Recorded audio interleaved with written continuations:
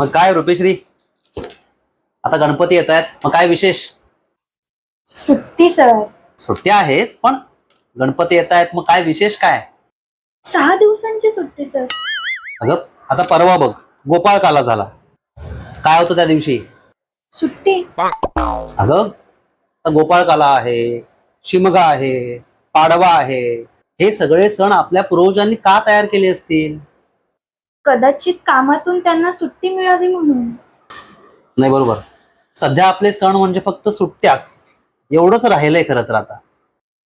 अगं आपले सण म्हणजे आपली संस्कृती, आपल्या अनेक परंपरा ज्या आहेत, म्हणजे खानपानाची परंपरा असेल, पेहरावाची परंपरा असेल, नैतिक मूल्यांची परंपरा असेल, माणूस पण जपण्याची परंपरा असेल, भाषेची परंपरा असेल, या सगळ्या परंपरा पुढच्या पिढीला कळाव्यात, आनंद देता यावा, दुःख वाटता यावीत, यासाठी या सणांची निर्मिती असते. Sorry sir.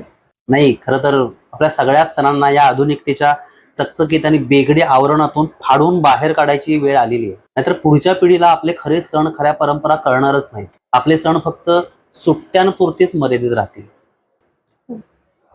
आणि बघ, गणेश उत्सवाच्या खूप खूप शुभेच्छा. Thank you sir. मोदक खायला विसरू नकोस.